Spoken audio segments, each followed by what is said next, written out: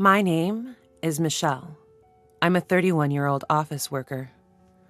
My husband, John, is 2 years older than me at the age of 33. We met through a setup, and now we're in our second year of marriage. I was what you'd call a sheltered only child, attending public school like anyone else during my elementary years. But from middle school through college, I attended a private girls' school. There was that characteristic same-sex admiration typical of girls' schools, but I didn't quite understand romantic feelings for men. It was not that I had no desire to get married, but I had only been with a man twice in my early 20s. We parted ways without ever progressing to marriage.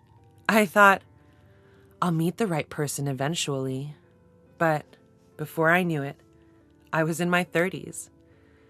Seeing this, my parents seemed worried.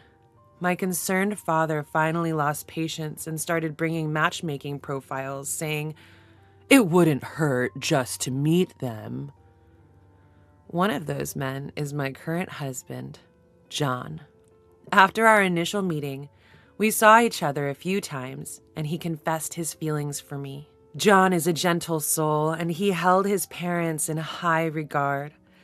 I too cherished my parents, and feeling our values aligned, I thought I could make it work with this man, and so I decided to marry him.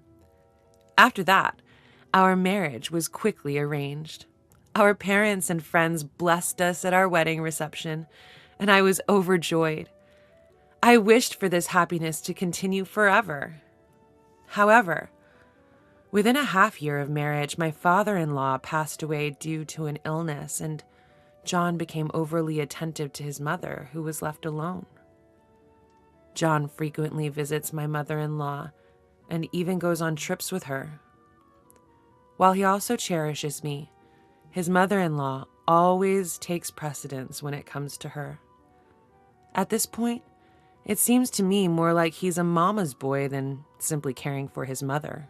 It's a little frustrating, but apart from that, there are no major issues, and I resigned myself to the thought that this is what marriage is, and I compromised with my life. Lately, my joy has been entering sweepstakes, winning prizes, and writing reviews or introducing them on my blog. Most of my winnings were cosmetics and food, but one day I won a pair of plane tickets to Miami. This was the first time I'd won such a high-value prize, so of course I was shocked when I got the call. The winning pair of tickets required me to notify the airline in advance of who would be going. I thought to myself, what should I do?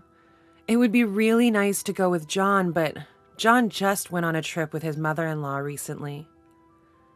Considering that John often travels within his own pocket money, I decided to gift the tickets to my parents this time. I immediately went to my parents' house and told them the news. Guess what? I won a trip to Miami. Why don't you guys go, Mom and Dad? Oh my, when was the last time we had an overseas trip, dear? Hearing my mom's words, she was overjoyed. However, Dad didn't seem as enthusiastic. I have work commitments. Dad, didn't you say you still have some paid leave left? It's a busy season for our industry, and as the department head, I can't really take time off. Michelle, if you can manage to get leave, why don't you and Mom go instead? I see. Well, it's a great opportunity, so why not? Having been turned down by my dad, I decided to broach the topic of leave with my boss the next day. Fortunately, it was a quiet period at work, and I got permission easily. I promptly contacted the airline to let them know Mom and I would be going. And after work, I stopped by a bookstore at the station to buy a guidebook on Miami. I headed home with my head full of dreams about the trip. When I arrived near the house, I noticed the lights were already on. John must have returned home already. I need to hurry with dinner, I thought.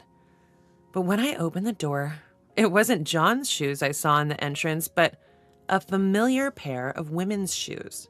Michelle, what do you think you're doing leaving the house empty until this late? Oh, mother-in-law, I didn't know you were here. This is not about whether I was here or not. It's time for John to come home. Normally, you would be preparing dinner and a bath to welcome your husband home. Don't you have any sense of your responsibilities as a wife? My mother-in-law lives nearby and has a spare key that John gave her. I understand she's lonely since her husband passed away, but her unannounced visits and assumption of making herself at home do not sit well with me. Moreover, my mother-in-law subscribes to the old-fashioned notion that a wife should serve her husband's family, and she doesn't seem to like the fact that I work. Each time we meet, she nags or throws snide comments my way, so I find it hard to warm up to her. Well, what's with the sour face? And that bag? Did you take a detour instead of coming straight home? What a useless wife. Show me what you bought. What are you doing? Stop it. Ignoring my protest, my mother-in-law snatched the bag with the guidebook in it. What's this? Are you guys going to Miami? How extravagant. No, this is a prize I won. I'm giving it as a gift to my mother. Well, nobody told me about this. As my mother-in-law and I were arguing, John arrived home. I'm home. What's going on here? Welcome home, John. I hear that Michelle won a trip to Miami in a lottery. How standoffish of you to give it to Michelle's parents without any discussion. I would have loved to go. A trip? To Miami? I wasn't informed either. I thought I'd present this to my parents this time. How many people can go on this trip? It's for 2 people. Well, you should have told me beforehand. I would have loved to go as well. Why are you deciding things on your own? I also considered going with just the 2 of us, but this time I wanted to gift it to my mother. What are you misunderstanding here? This time, I'm going with Mom, and you're staying home. My husband cut off my words and started saying outrageous things. No way! I won this. I'm going to give it as a gift to my mother. We can do that another time, right? Since Mom wants to go, try to understand. What are you talking about? You just went on a trip with your mother not too long ago. What's wrong with going on a trip with my own money? Anyways, this time, Mom and I are going. If you don't like it, we can get a divorce. When I heard the word divorce, which my husband brought up like a trump card, I felt my feelings for him completely cooling off. Fine. Do what you want. I decided to get back at them and backed off. My husband and mother-in-law, ignorant of such a thing, looked triumphant. You should understand. You should have done that from the beginning. Ignoring their sneering and arbitrary words, I was contemplating how to get back at my husband and mother-in-law. The next day, I reported the situation to my parents. My mother, who was really looking forward to it, seemed disappointed, but she showed understanding, saying, I see. If that's the case, it can't be helped. It's better than causing a rift between the two of you, so don't worry.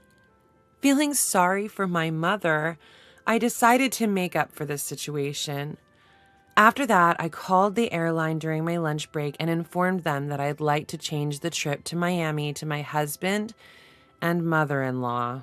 The call center operator looked troubled. "We're sorry, but we can't accept changes to the reservation once it's been made. Moreover, the airline tickets are invalid if the winner isn't present. This was written in the documents we sent you. Please check." When I looked at the rules on the back of the air ticket and the winning notification carefully, it indeed said, "Only the winner has rights and transfer is not allowed." I explained the situation to the operator and told him that I would decline this prize. As for my husband and others, I decided not to inform them about this, and if they really want to go, they should pay the full amount on the day. So that night, my husband, who came home from work, opened the conversation like this. "Hey, Michelle, you did call the airline, right? Told them we're going to Miami with Mom?" "I made the call. Here, take a look. The winning documents and tickets. All the details are in there. Make sure you read it." "What a hassle. I can get by without reading all that." "Just take it, will you?" I gave it to my husband knowing he doesn't read these things, but he, as expected, didn't read it and put it on the shelf. "Try to enjoy this as a good deed to your mother-in-law, okay? I'll be more than happy to stay home." I can't wait to see the look on their faces on the day of the trip. John was staring at me, looking as if he'd been hit by a ton of bricks. And then the day of the trip arrived. John and his mother were held up at the airport. "What? What's the meaning of this? Explain." "As we have said, these tickets cannot be transferred. If the winner of the tickets is not present, they are void. This is stated in our policy, and anyone else will need to pay the full amount." John and his mother had booked some very fancy hotels, leaving their budget on the brink. And then, as John and his mother were trying to buy tickets at the counter, another disaster struck. "I am very sorry, but there seems to be an error. Could you please use another method of payment other than this credit card?" "That can't be. I've been using it just fine until now. Why is this happening?" "I'm afraid we can't determine the issue here. Please check with your card company." John, having no other choice, paid with another credit card and then called me. "Hey, what's going on?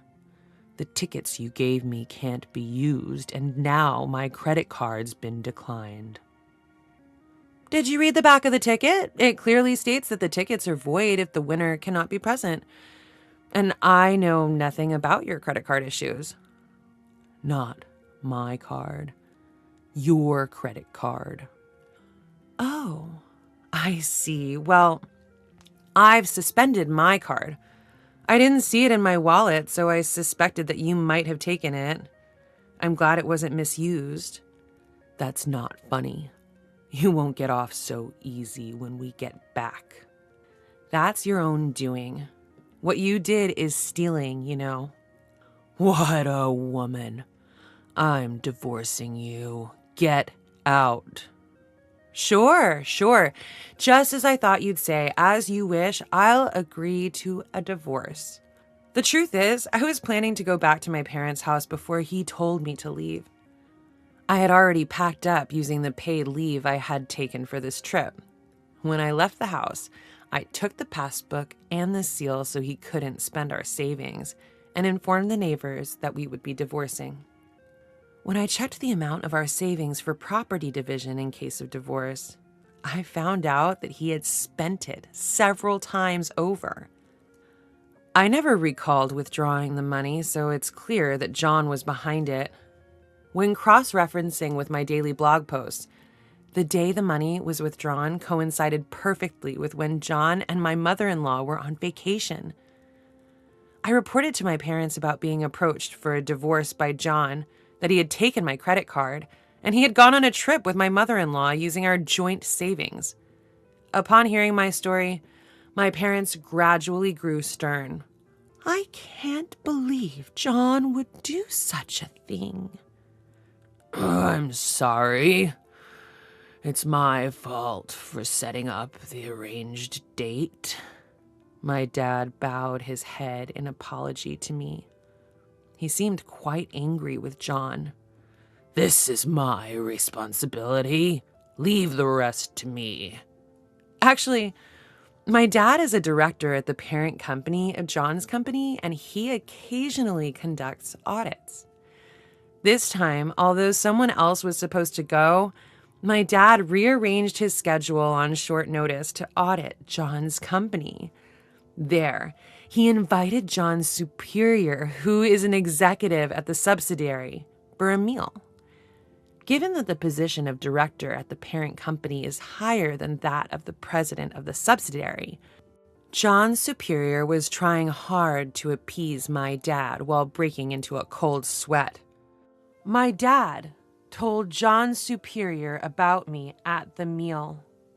Actually, my daughter is going to get divorced.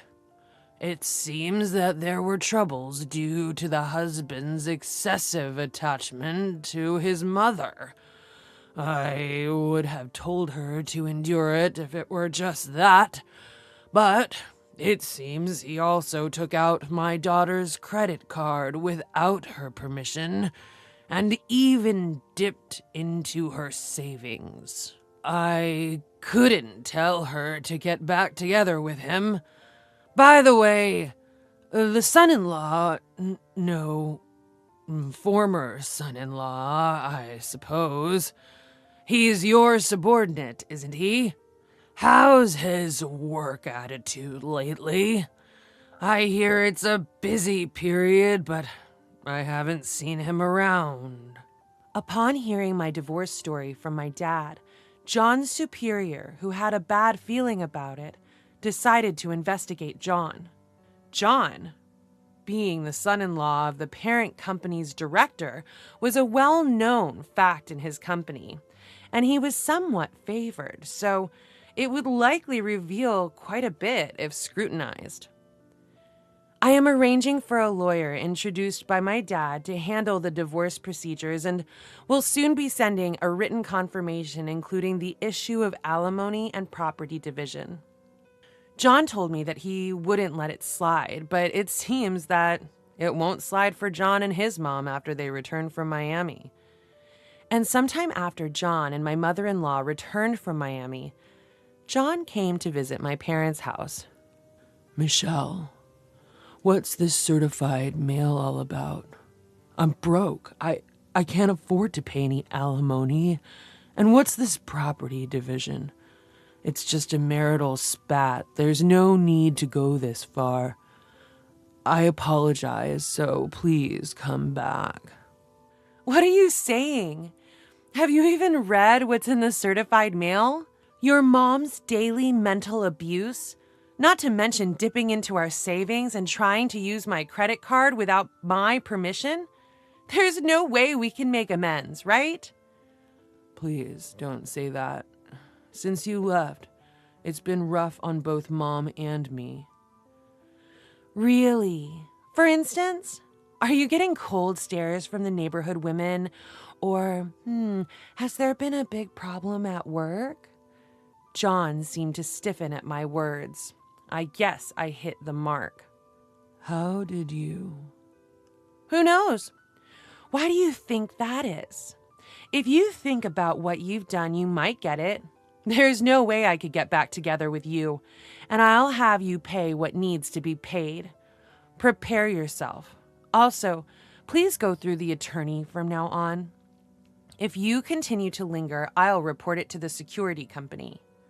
When I mentioned the security company, John finally backed down and left dejectedly. Actually, everything that John came crying about was something that my dad and I had set up. Before returning to my parents' house, I visited the neighbors and told them, I was kicked out of the house after my mother-in-law and husband stole the plane tickets I won in a lottery. I must say, my performance was incredibly convincing given my drama club experience from my student years. Apparently, ever since my husband and mother-in-law returned from their trip in Miami, they've been the subject of whispers and gossip in the neighborhood.